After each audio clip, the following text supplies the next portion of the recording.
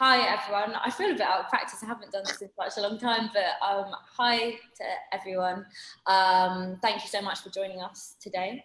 My name's Hannah. I'm the co-founder of Shado, and Shado is a multimedia platform that brings together arts and activism and research to take a really global look at different issues that affect us all as humans. I am very thrilled today to be hosting this webinar, and I will be introducing my lovely panelists shortly. But first things first, if you are you are all joining us on the Facebook link. If you have any questions that you would like to pose to our panelists, last 10-15 minutes or so will be open for that. And so if you just write them in the comments section, then we'll make sure we get to as many as possible. And this is because it will be streamed to Facebook. If anyone missed it, or you know of anyone who wanted to join but couldn't, it will be saved to our Facebook page. I am waiting on one more guest, but I think we can start now, and when Dele joins, we will introduce them accordingly. And so, yeah, I'm going to leave my panelists to introduce themselves, and I'll start, because you're to my left on my screen, with Ellen. Oh. Hello, I'm Ellen Miles. I founded a campaign last year called Nature as a Human Right, which was basically prompted by all the park closures that were happening, the stuff that was happening in London that was kind of on theme to this, like happening in quite like a classist and racist manner, because they were closing them in like Hackney and in Brixton, but not in like Westminster and like Regent's Park and all of those. And just with everything that was happening around like the clear disparity in access to green space that there is in terms of like both private and public all over the world. It prompted me to like start the campaign, and then I got a bit impatient waiting for kind of policies and local authorities and things like that to kind of catch on. So I then started guerrilla gardening as well, and then I found a social enterprise called Dream Green, which is based on this principle of guerrilla gardening, which essentially just means like planting in public places, and it's all about kind of reclaiming back the land that should be for the community, but we don't get a say in how it's run. Thank you so much. And Nadeem, can I hear from you next? Hello, everybody. Hope wherever you are in the world, you're having a pleasant time. In London, we're enjoying some sunshine. My name is Nadeem Pereira. I am one of the founding members of an outdoor bird watching group called Flock Together. We set up last year, me and my partner, Olani Pekun, to combat the underrepresentation of people of color in the outdoor space in general through the medium of bird watching. And it's just about reclaiming space, building our community, and showing new possibilities to a demographic which has been historically shut out of particular places. And it's about us, walk by walk, just instilling confidence, instilling the skills and information within our community to give them the confidence to just get out and reclaim space. Great, thank you so much. Next, we have Dima. Yes, thank you so much. Peace and blessings, everyone. I greet you in my native tongue, Maskagro. I am Nubian from the Sudanese side, and I'm here hoping to do a great job representing our family at a growing culture, which is a collective of activists working with indigenous communities, peasant groups, anyone and everyone working for food sovereignty, to reclaim that right and shift the conversation to what it's really about, where no one talks about it. It's really about power. So we're here to confront unjust powers in the food system and ask more questions. And I'm very excited for this conversation. We wear many hats. We don't do titles, so I can't even begin to tell you what I do. It's a circus, but follow through and hopefully something sticks. Thanks so much. And last but not least, Dele, can I hear from you?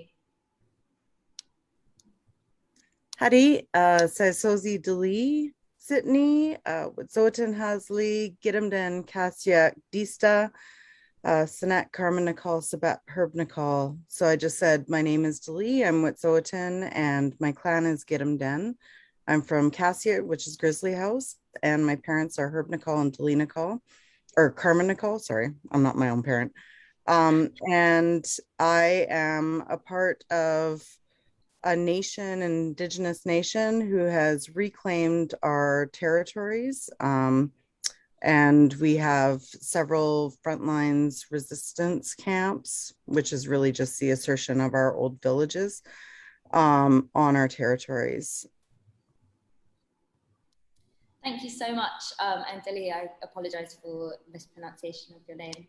And I wonder whether I could go to you first, actually, on our opening question, which is, how would you define sovereignty, especially in relation to how it might have been taken away throughout history?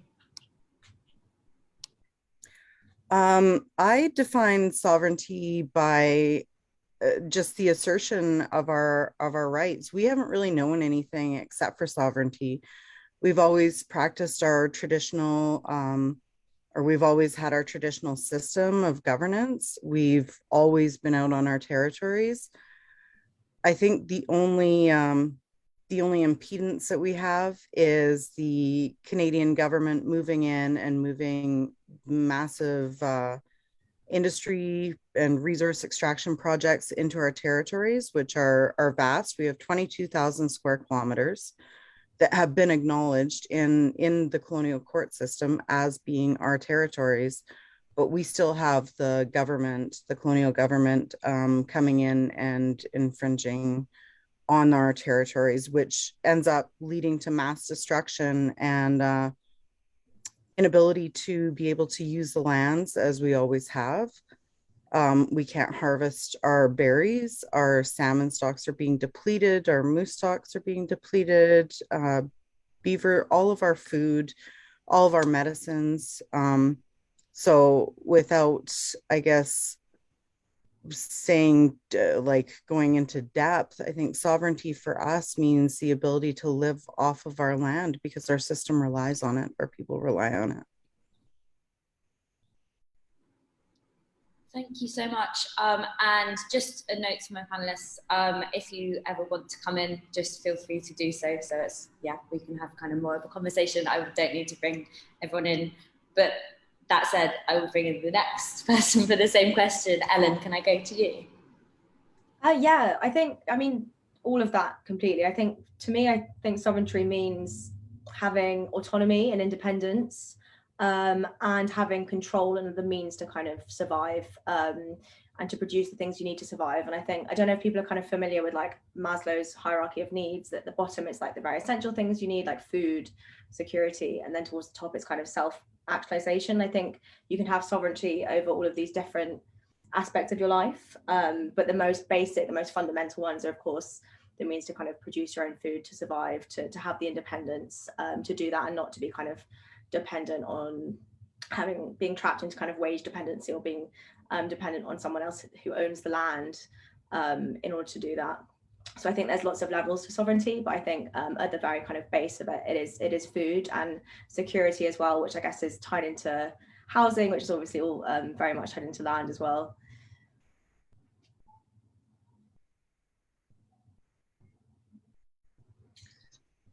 Yeah, I'm gonna jump in because eventually I'm gonna be called on, and there's really not much to add, and everything's it's just all spot on. And I think at the heart of it, sovereignty is the right, the agency, the freedom, the ownership, the creativity, the brilliance of being all that we are. Not a part of us, not trying to shrink an aspect of us to fit a label, a box, which is part of why I love a growing culture, is that we're all in this. We all have the right to this. And I think in this seemingly mad world we live in, sovereignty, at a very basic state, is the right to exist regardless of others' discomfort with your comfort in being you, whatever that means, however that means. Yeah.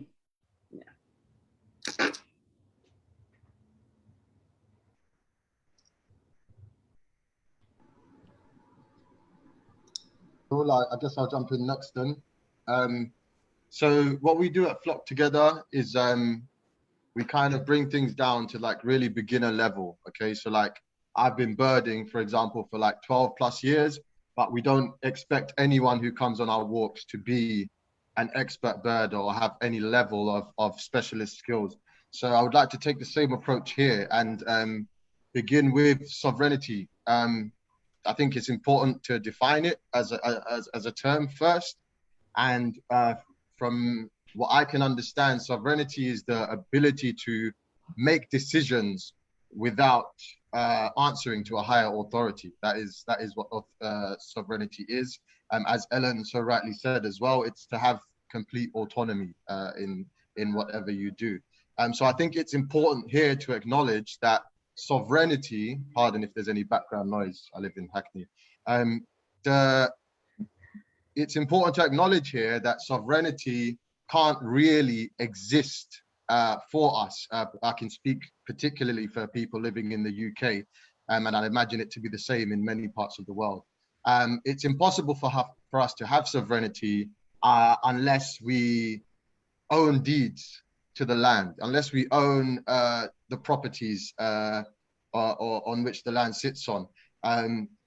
So when we come to food sovereignty, we can see actually very clearly that there is a huge intersectionality between housing crisis and the food security crisis as well. It's impossible for somebody to claim that they have true sovereignty if they are paying off a mortgage, because they don't actually own this. They still are subject to the terms of this loan agreement. Even renters as well, with the increase in rent prices, are forced to work harder and thus have less time to engage in the food cycle as well. So I think if we are to acknowledge sovereignty, we must also then acknowledge many issues that we face that are intersectionally connected, and I'm sure we'll get onto those a little bit more later as we go on. But that's what sovereignty means to me, to be able to move without answer to a higher authority, and I think it's very, very few of us that have that. Thank you. Build on that. So go for it. Going back to getting a definition, a workable definition for what sovereignty is, it's really important to realize that we have collectively been robbed of many things, some more than others. But if you have not been robbed of your sovereignty, of your agency, of your freedom, of something, some aspect of your life, comprehending or grasping or reckoning with the concept of sovereignty as a concept you enter survival mode. And in leaving the space, in recognizing that your sovereignty over yourself, over what you're doing, over what you have, over what you're being, need not conflict or impose what that means to someone else, is also an important starting point. Because in a lot of the work that, at least that I've come to find with joining AGC, and I should preempt that I've only joined the Growing Culture in February, but I have found it to be quite literally the missing piece of all the aspects of my work and my life up until this point. My background is political science, international relations, cultural heritage preservation, and somehow all of that did not make sense the way it does now until food sovereignty entered the equation, because food sovereignty wasn't something I realized I was even dealing with. Thanks so much to everyone, and I really kind of appreciate the links being made between kind of all the different aspects that sovereignty can mean, and what how it impacts in a knock-on effect. I know that something that we are very kind of passionate about at Shado, and that we did a print magazine edition on, was the theme of climate justice and the reframing of climate justice as something that is social, that is political, that affects people disproportionately. And yeah, I think the kind of acknowledgement of everything being very interconnected is a really important one to be going ahead with. Nadeem, you mentioned kind of obviously about kind of sovereignty and access. And Ellen, I know from you pulled out a statistic, which is that 92% of English land is off limits to the public, with 50% of the country owned by just 1% of the population, which is a staggering statistic, which I admit I didn't know until you pulled out. So Ellen, could I ask you a bit more about that?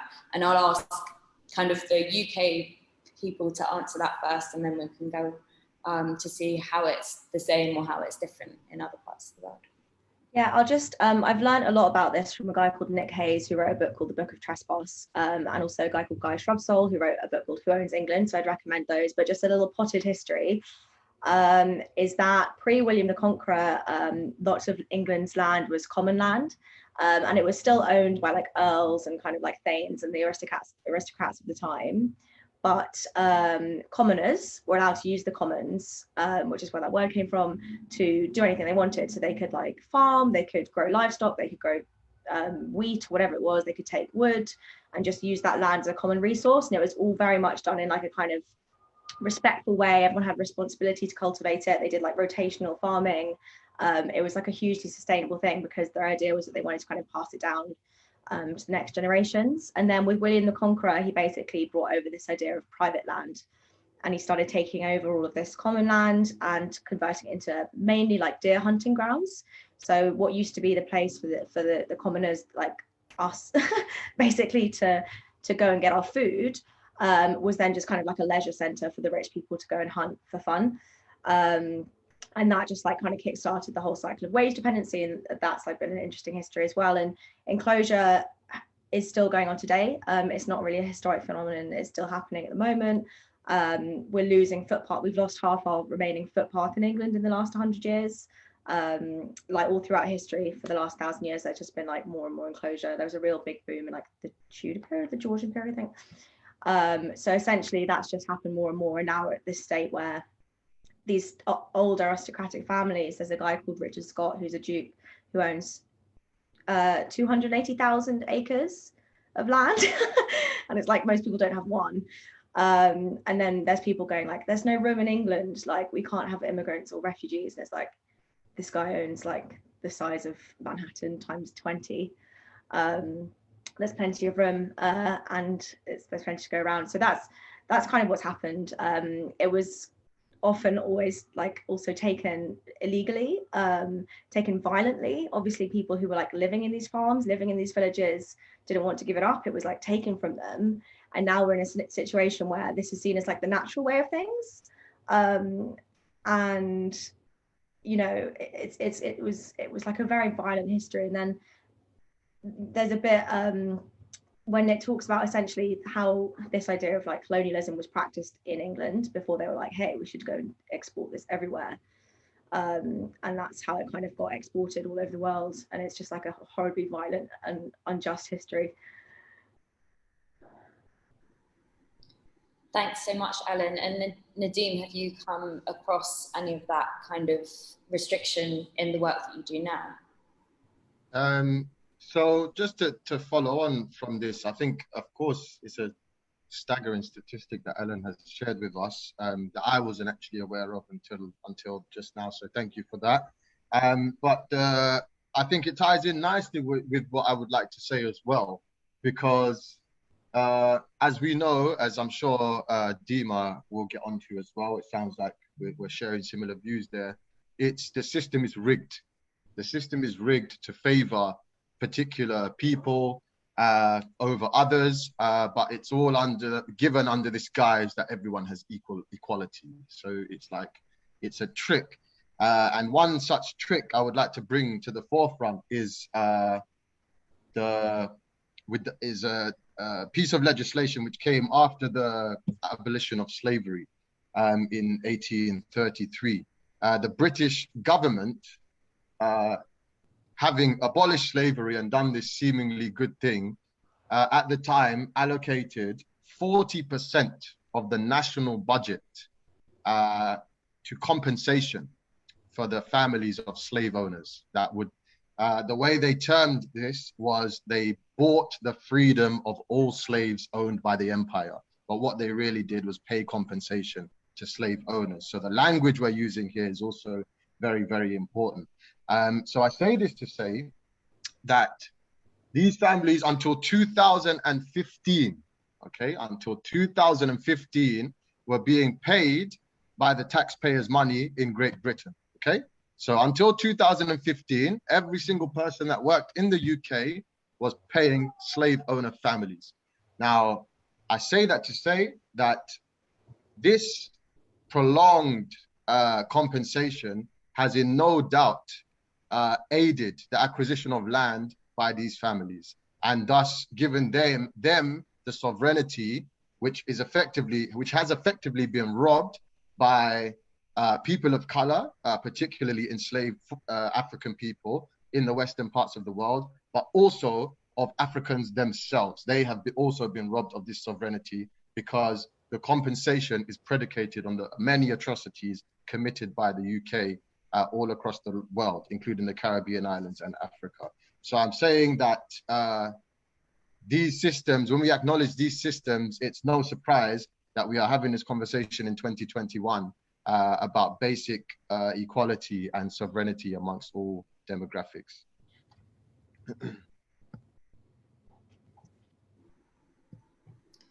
Thank you so much. And now we'll be kind of moving to different lens. The world will be, sorry, moving to a different part of the world. And Delhi, can you kind of talk a bit to the kind of the situation in so-called Canada and how this is impacted?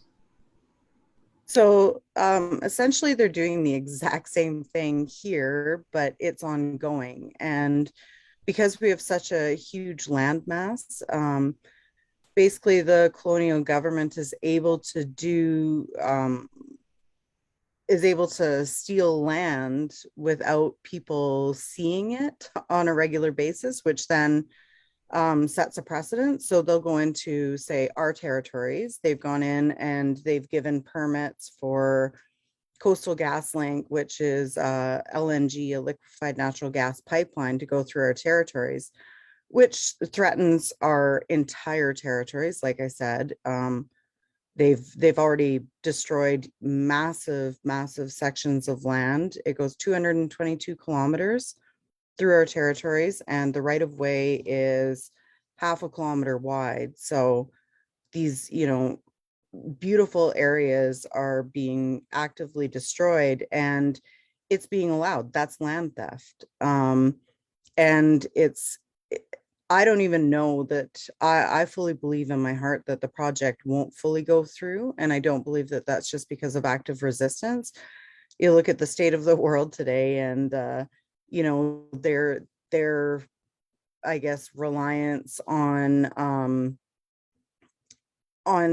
people investing and buying and consumerism, and people just aren't able to do that. I mean, that wealth gap is broadening really, really quickly, and so it's eventually the colonial economy is going to collapse, and the pipeline won't be feasible.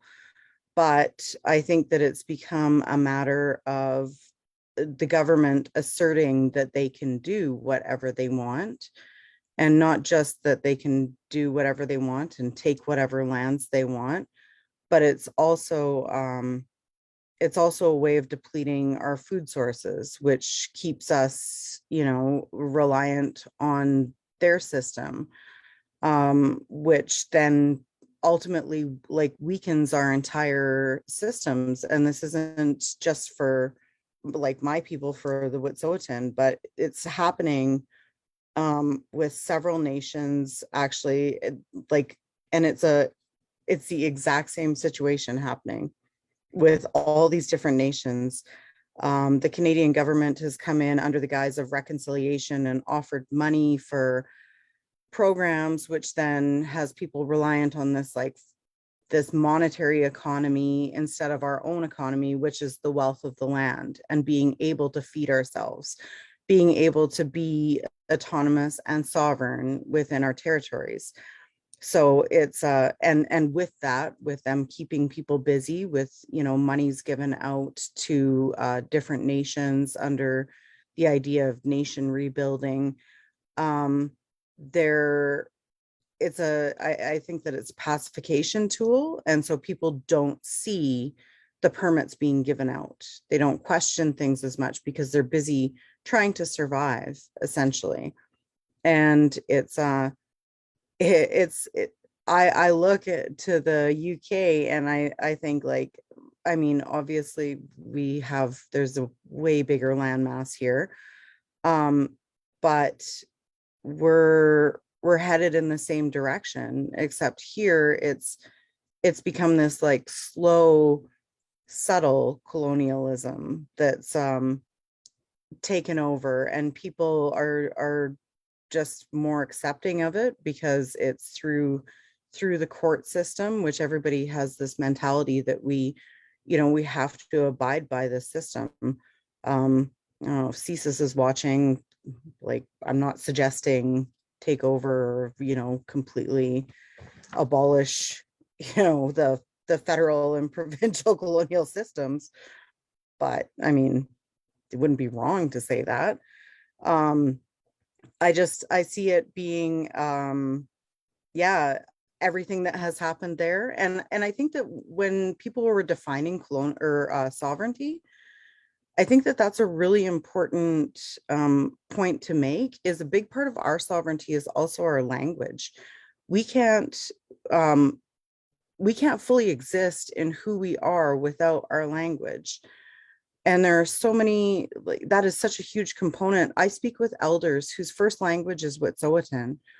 And so when they speak English with me, there's, they'll tell me we don't have certain words for things, and the English language can be so incredibly tricky. And when people can't define certain words, how are you supposed to enact it? How is everybody supposed to be on the same page if everybody has different definitions of words, or words can be twisted so much?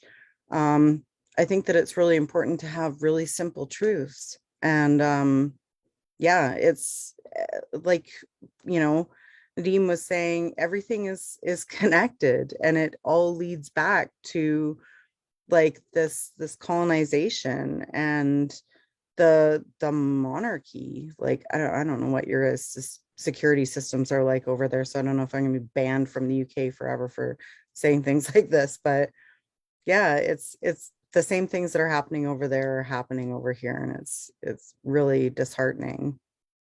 You're totally right, Deli. Everything is racist. Everything is racist. It's so true. So true. And it goes back to language. It goes back to language, because even when you're saying subtle colonialism, it's not subtle. It's internalized colonialism. And we need to take it as such. We need to own it as such, because you know what? Even with the work that we're doing, there are still bits and pieces that have been conditioned or hammered into us one way or another, that even the point to pause and say, hang on, did I just say that? Did I just laugh at that joke? Am I entertaining this? No. And it goes back to the language again, because if it's not an indigenous language that is currently alive, that represents and embodies the continuity of life as it started on this planet, then it is a language of lack. It is a language coming from lacking, designed to confuse the abundant. Full stop. And then we start the conversation. And whatever it is we're talking about, it goes back to the language. Like, as we're discussing this, we said compensation, reconciliation, reparations, they're being used interchangeably. None of them actually mean anything.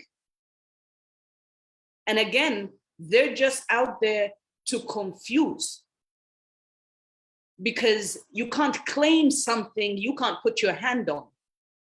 You can't claim something or discuss something or understand something that you're not able to hold or grasp, which is why colonialism, white supremacist, and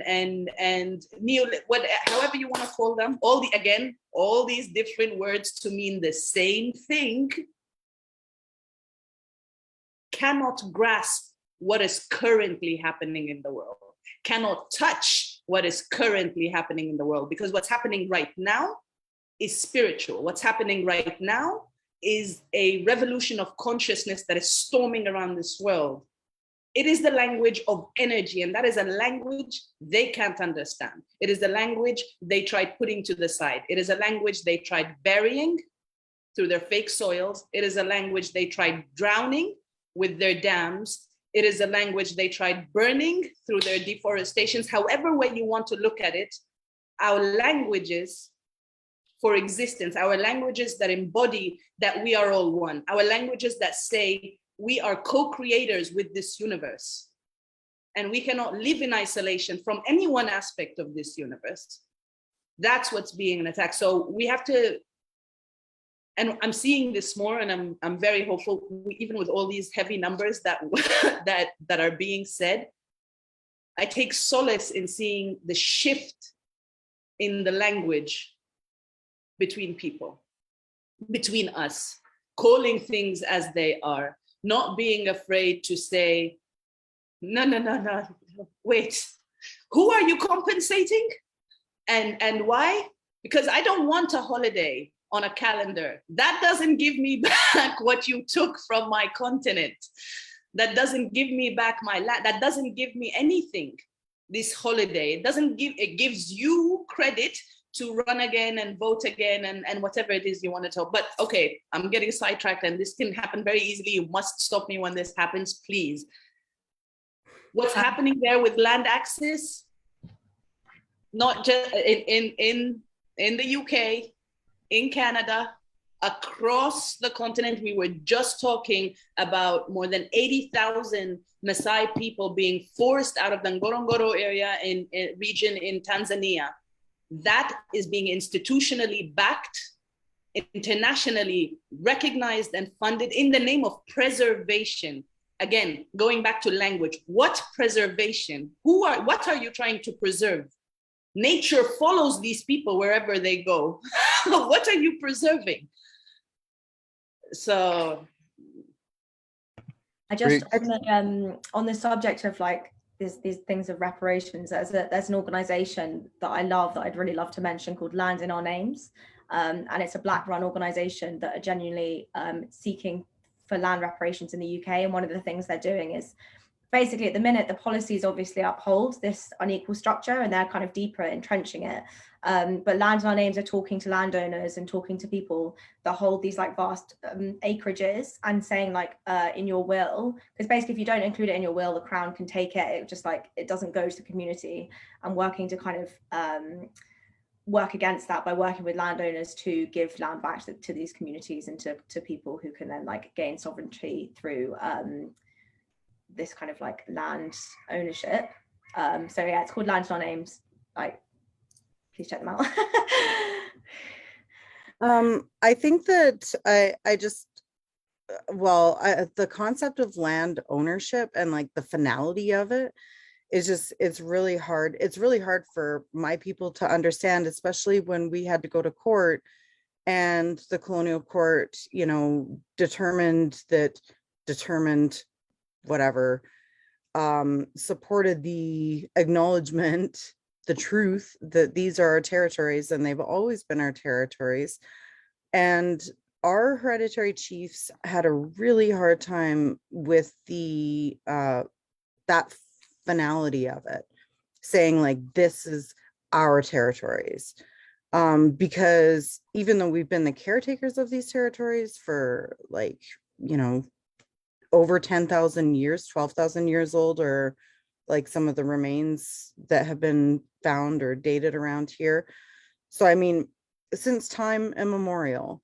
We have been the caretakers of these lands, and that's the way that we've always viewed it. So to be able to, or to have to be listing it as land ownership, or we own these lands, was like, it's really difficult for us, because, and for people to say, or for the colonial court to say, like, prove that you've been there. And so we had to show culturally modified trees, we had to show berry patches that had been burned out so that they could regrow, you know, really well the next year. To have to show those things was really difficult, because, as Dima said, we're living, we're, you know, our language is living, our traditional system is living, and by that I mean it's continuously growing and evolving depending on what's around us. We were semi-nomadic, still are. We still have, you know, different cultural sites, different villages for different times of the year. And so we always evolved and moved depending on what the land told us.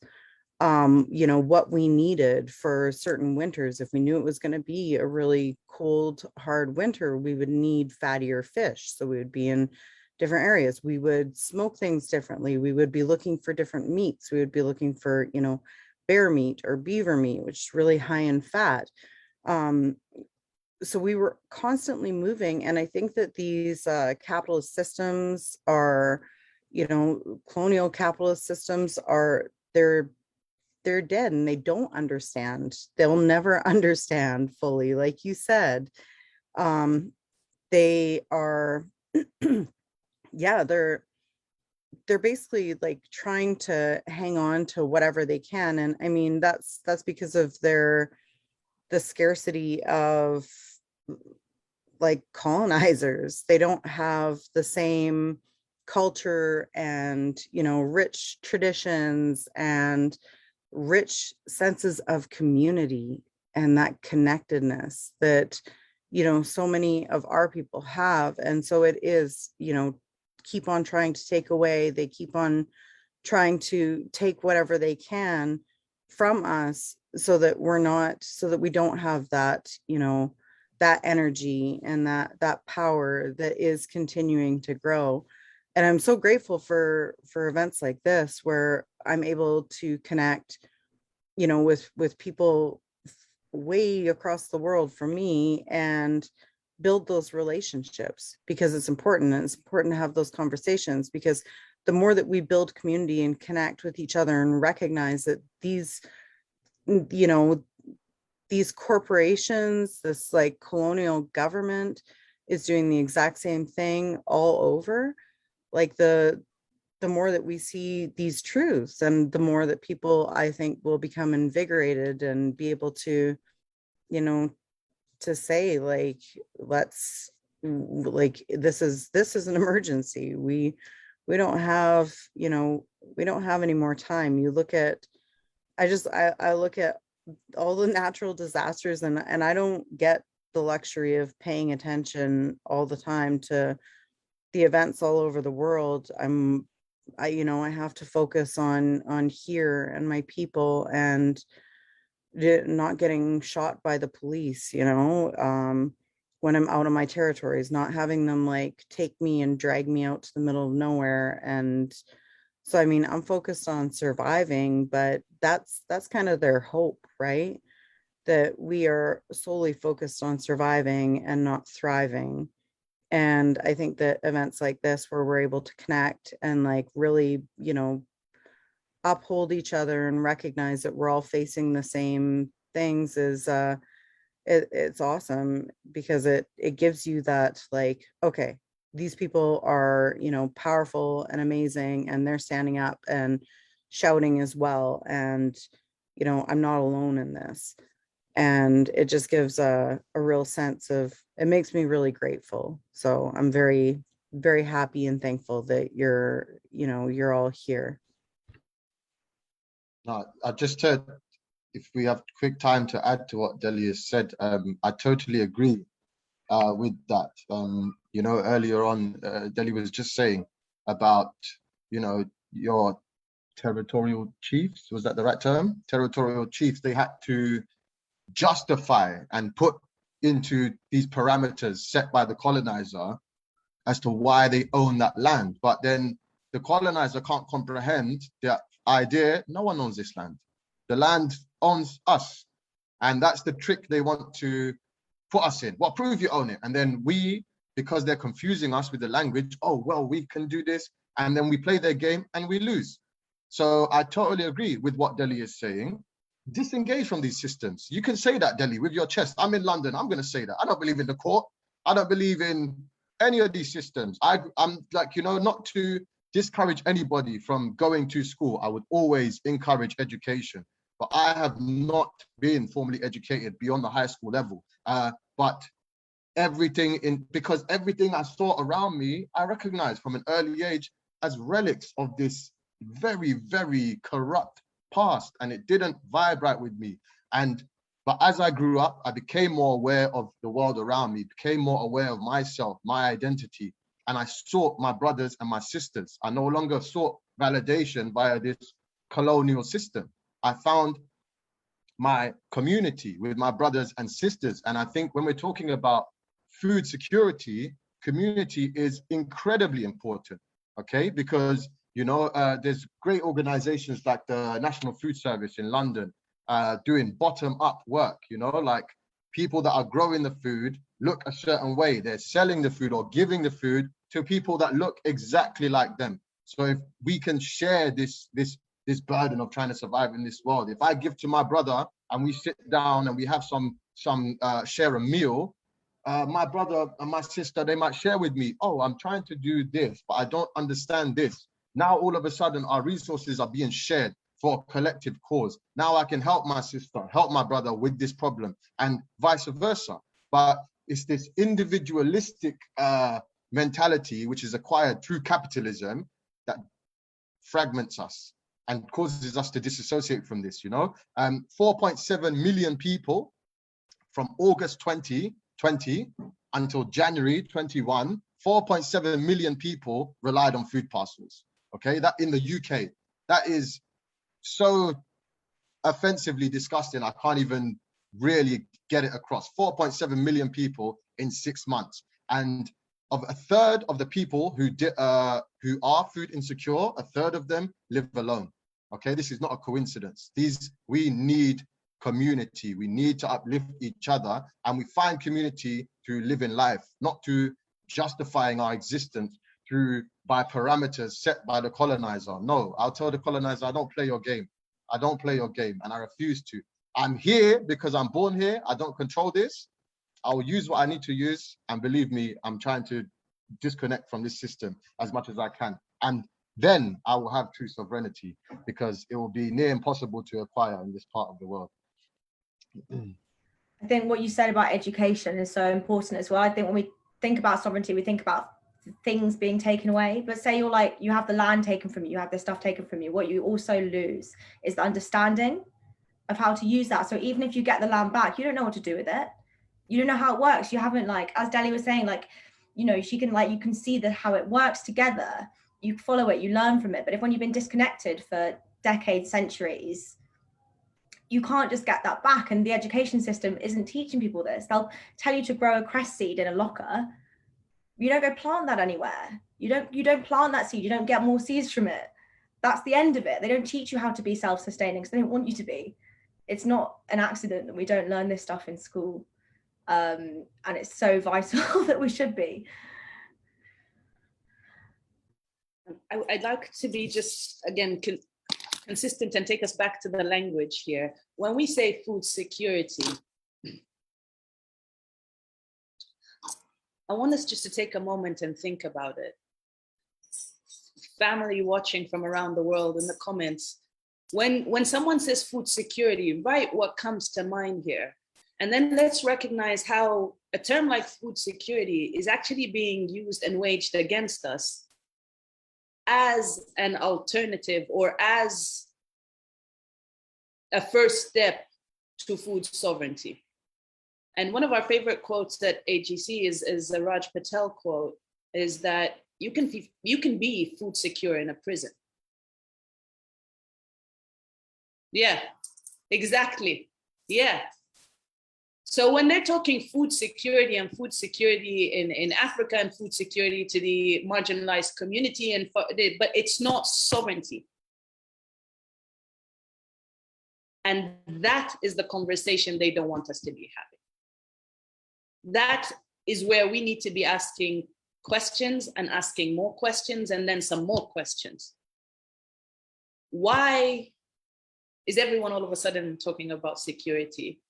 And why not sovereignty? And it goes back to language. And if we dig even deeper, it'll go back to the connection, to the link between language, heritage, and continuity. And when we say continuity, we cannot discuss continuity without discussing indigenous heritage. The passage of knowledge, the intergenerational ancestral knowledge and teachings that they are taking, framing, reframing, taking out of context, slapping new labels on it. And then all of a sudden we have 17 goals, sustainable development, somewhere in some institution with flashy logos and big flags, but I digress. I want to go also to the land back and how even if they give the land back, people don't know what to do with this land. If you have any doubt about what Ellen is saying, please, please, please take a moment and look at the return of the icons debate and the conversation now happening to return antiquities to the continent of Africa. Because the number one excuse being given to Africans not to return their antiquities is that we won't know how to take care of them. Is that we will not be able, we don't have the tools or the equipment to preserve these. And you got these artifacts from underground. They're not meant to be in air-conditioned anything. But somehow you know how to do, fine. Are you willing to train us? All this money that you made of our people across the years coming to visit our things in your buildings, are you willing to give that cut back in training, in capacity building, in whatever language you're gonna call it that will allow you to have a certificate that makes you feel comfortable to return what's not yours in the first place? Those are the questions we need to be asking, because sovereignty,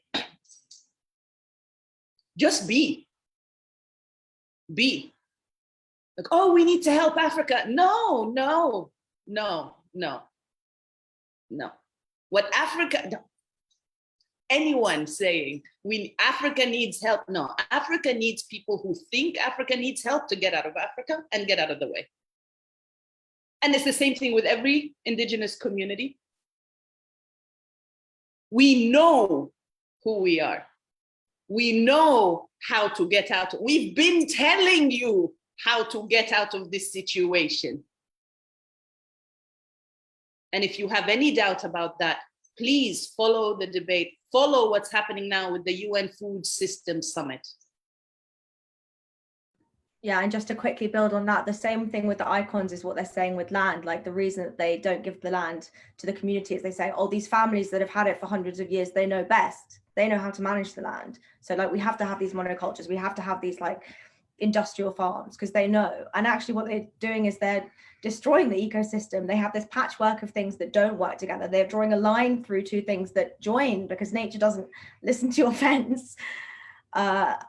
And they're still saying that, you know, they know best because they've had it for so long.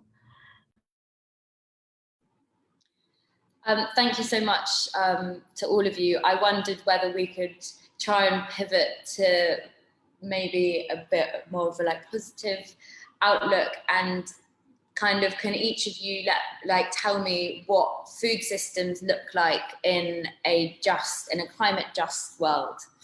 So it's something to aspire to. I think the community aspect is hugely important. Okay, food justice And now I'm even questioning that language. I'm even questioning that language. What does that mean, really? Yeah. What the better term for that is, how do we solve people taking our food away from us? Okay. So really what that looks like for me, I think the biggest problem is it's coming from the top downwards. Okay. I think the EU imposed something called the single farm payment. Yeah. And this it's crippling small farms. Okay. Farmers are getting big subsidies, big lumps of money on which to sustain themselves. And these farmers then, to meet their demand, increase use of pesticides, particularly neonicotinoids. Yeah, these are like really, really harmful to insects. They bind to their immune systems. And these, what's happening is they're doing something called seed dressing, covering these seeds with these pesticides. These seeds take on 5% of the intended use of the pesticide. The rest of that pesticide is being stored in the soil. So as Ellen has rightly said, that is completely crippling, again, the ecosystem. Rain, irrigation takes that into streams, into lakes. And by the way, in the UK last year, not one lake, stream, or river received a good environmental review. Okay, not one. Okay, so that definite correlation there with the pesticide use. To answer the question directly, we must leave this system. Communities must provide communities with food. Simple as that. We have growers in our community. Anybody that needs to be fed will be fed. If you can't pay, what can you do? It's okay. Our economy is not just based on this, fabricated concept of money. No, you can look after my child. You know, in my country, we say that, it takes a village to raise a child. You understand? This is currency. This is currency. If you come to my house and cook a meal and host my family, this is currency. If you have time to listen to me, if I'm going through something, this is currency. This has value in a society. So this idea that economy and the survival of a society relies only on money is so dated, I can't even begin to express it. So community, bottom up, people of the community feeding the community and making time for each other. That is what food justice, not food justice. That is how we solve the problem of people, the colonizer, taking food away from us. Thank you for coming to my TED.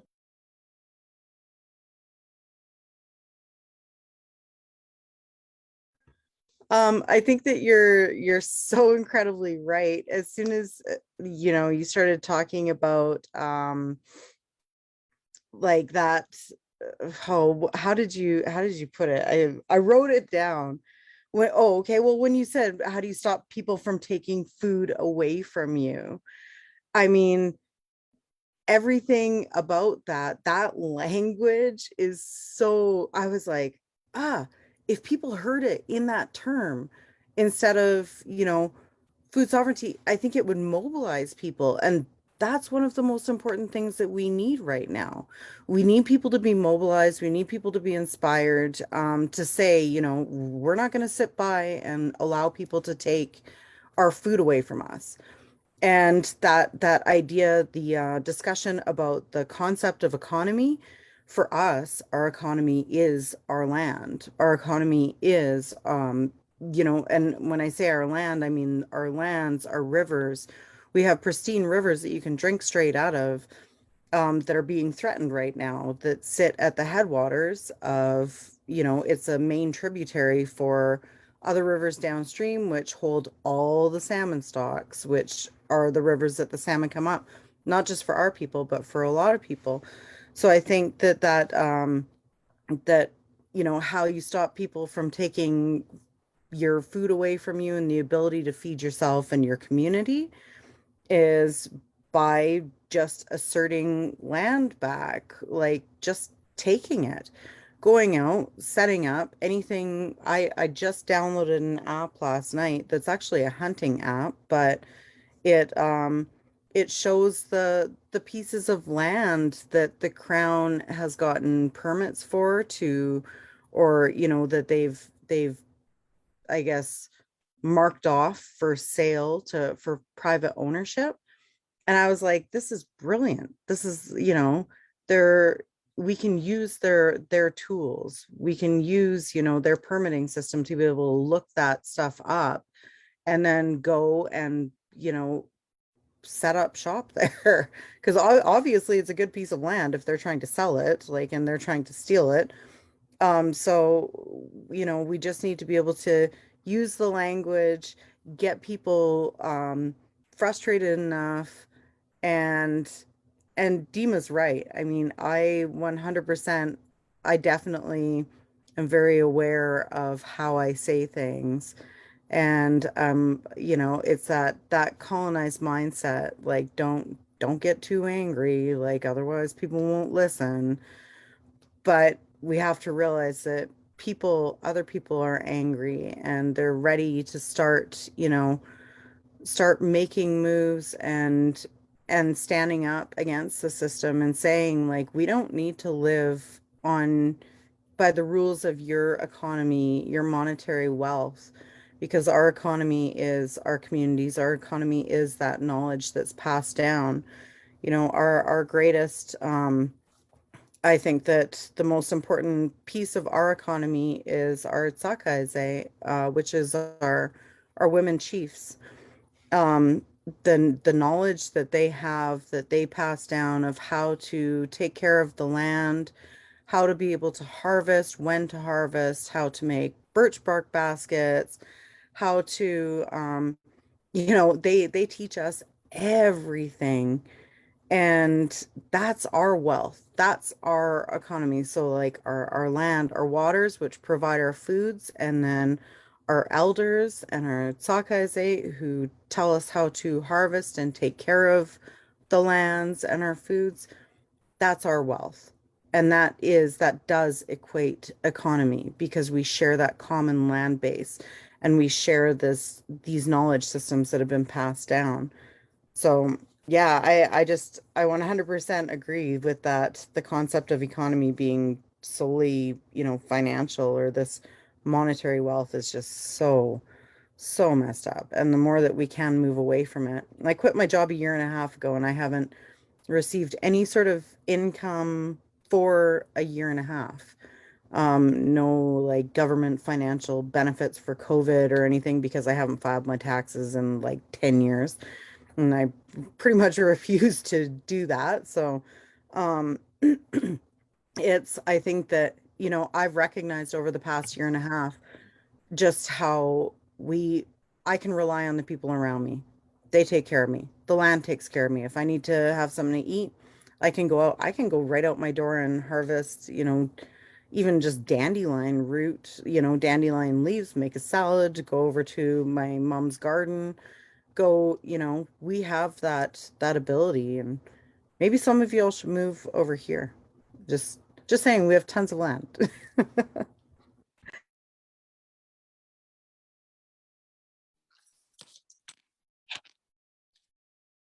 going to take a moment to say wow, and then I'm going to yield to Ellen because I recognize that I've spoken a lot. You can speak.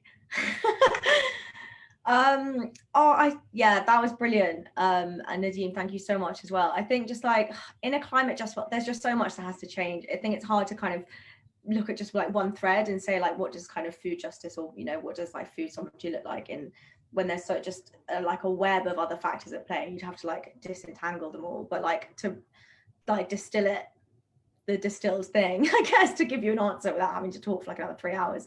I think I would just bring it back around to education and people understanding the land, understanding how to use it. And I think through that, empowering people to make the choice, because not everyone's going to want to grow food. Not everyone's going to want to kind of like live their kind of like gardening life. Some people that won't feel right for. So I think everything about sovereignty, everything about equity and empowerment is taking people to that point where they can make the choice for themselves. And at the minute, we're not in that scenario. So I think it's just getting people to a point where it's an option for them.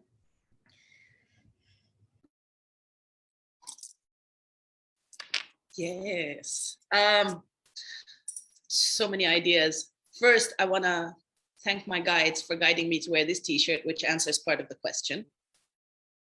let me know if it's clear enough. So we're going to leave the economy part out of here and say, learn more about creative currencies and the currency of energy. Look up fusion. You're in the UK, look up fusion. Elaine Clapham, his TEDx talk on creative currencies and what we can do with that. The threads that Ellen was talking about, consider starting with the patriarchy, that thread. Because if we're looking at climate change and all that's happening, the attack on Mother Earth and Mother Nature, mother.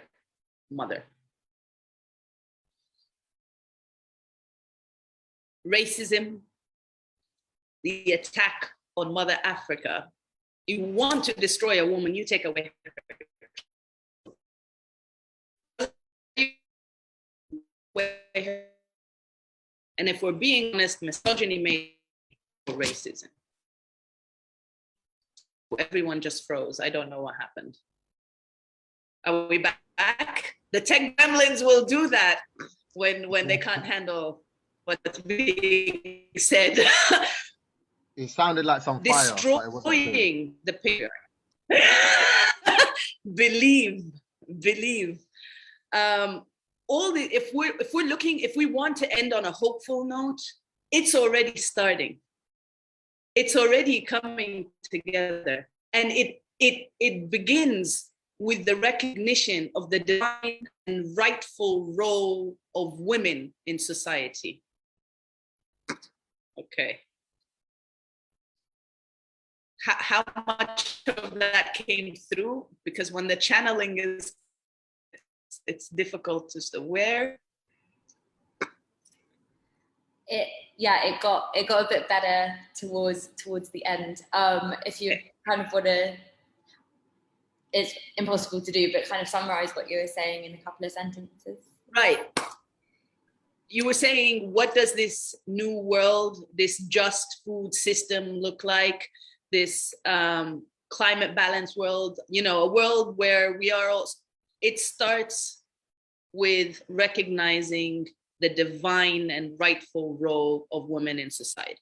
Whether we're looking at food sovereignty and understanding that African women, prior to being uprooted, stitched seeds in their hairs, in their cornrows, in their braids, because they didn't know where they were going, but they know there'd be land. So they know they'd put these seeds there and there'll be food.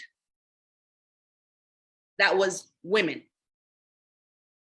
Our language being preserved, women. Mother Earth being violated, feminine. Any way you look at it, the exclusion of women out of that discussion will not yield you a balanced solution. It will not. Any way you look at it, any way you slice it, any way you talk about it, if women aren't having this conversation, let's be very, very honest, you're not getting a solution. You're not getting a balanced solution. The good thing is, if you're not paying attention, look it up and watch women rise around the world. Shout out to the Black women specifically. Shout out. Because sis, wherever you are in the world, you are rising. I am seeing you. We see you. That's what the system isn't ready for.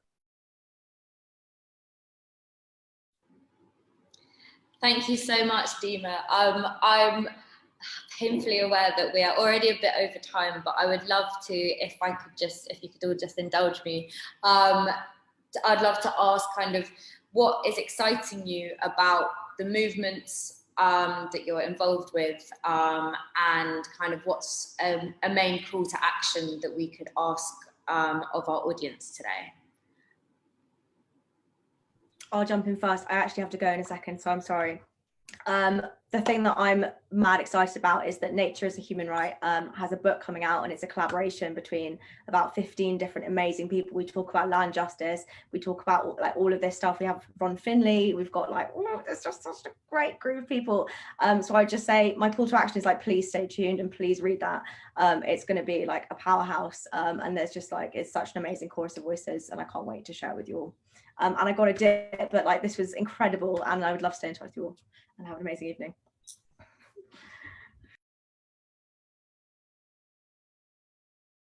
Right, I'll jump in next. Oh, Dima, you want to go? Yeah. No. I recognize divine order. The male was created first, apparently. You can go. I'm not falling into that one. I'm not falling into that one.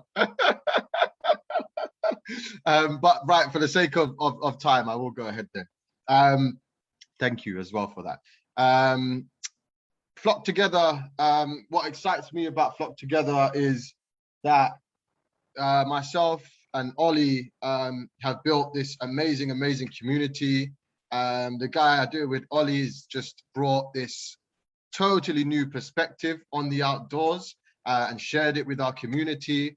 And we are now putting nature and the outdoors into terms that are very palatable for young people in the Western part of the world.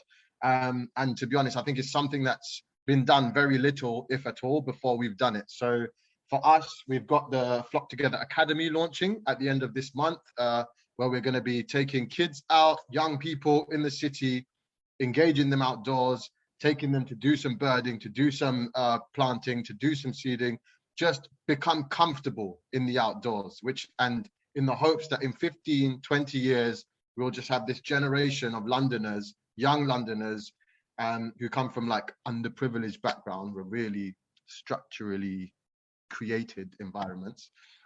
But from those backgrounds, and they'll have an interest in nature and hopefully be enacting and continuing the conversation and ideas that we've brought forth here today. So that's what excites me the most, the interest that young people have taken in nature and birding and the outdoors in general through the work we've done through Flock Together.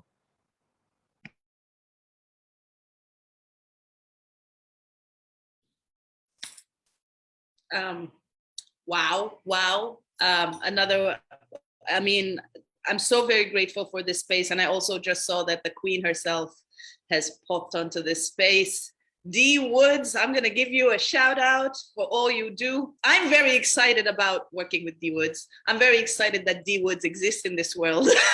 I'm very excited for all these connections that are currently happening, and they're happening at a speed and at a pace that we can't even catch up with.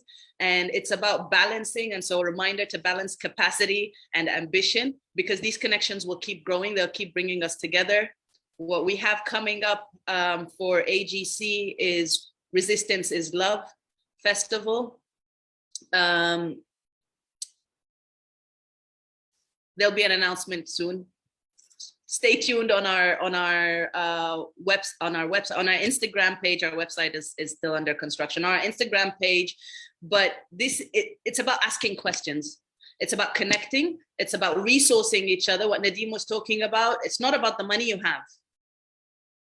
It's not. That's not the currency. Here is energy. Where are you pouring your energy? Find the people pouring it with you, pouring it into you, pouring it alongside you, and let's connect. That's what I'm excited about. I'm excited about the solidarity that is being built. I'm excited to now have new family members, because really this is what it is. It's family, new family, and we keep meeting each other. Please continue to connect us. If you're watching this video live or watching it later, tag a friend to tell a friend to tag a friend and connect us all. Keep this going, and more to come, much more to come.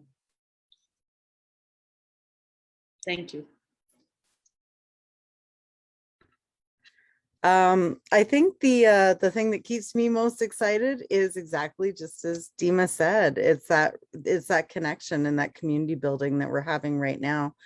To hear like-minded people and to hear people that are inspired and doing amazing things, that really invigorates me, because the movements out on our territories, which is just us living day to day, it's not necessarily, I wouldn't consider it a movement, but I mean, that's exciting, but because it's my daily life, this is what really invigorates me, the connection. And I'm fortunate, like with the Instagram page, with Wet'suwet'en Checkpoint, I'm so incredibly fortunate to have built stronger bonds. You know, I'd met quite a few people through actually labor organization, but to build stronger bonds with like-minded people. And so to be able to have access to feedback from, you know, Stop Line 3,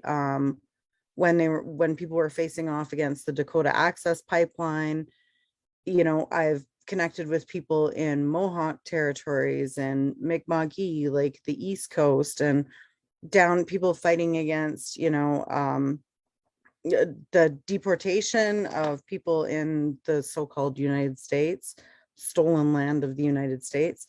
I've been able to connect with so many amazing people that, and I try to share most of it on the Instagram page, but since it's just me, it gets, it can be exhausting. And depending on what's going on in my community is always a priority. So yeah, I think just there are so many things happening right now, and I am so excited and inspired by so many of you. I think it's amazing. It's great. The whole time I was like, I hope that people make up like slides that I can share, or even just like tweets. I'm not really on Twitter all that much, but like tweets that I can share on the page, because there have been so many amazing points and inspiring words shared on this. And I'm just so incredibly appreciative. Thank you so much for having the site. Thank you so much. I'd love to echo that. I just have been absolutely blown away with this conversation. I wish it could continue. And well, it can and it should. As Duma says, for our audience members, let's keep this conversation going. Let's introduce people into the conversation who might not be there yet, or just all collaborate in all the ways that we can. And yes, so thank you to my amazing panel, and to Ellen, who was also brilliant. And thank you to GoClimate for helping us be able to put on this event. And yeah, I hope wherever anyone is tuning in from, they're well and safe and have a good rest of the day. Thank you so much.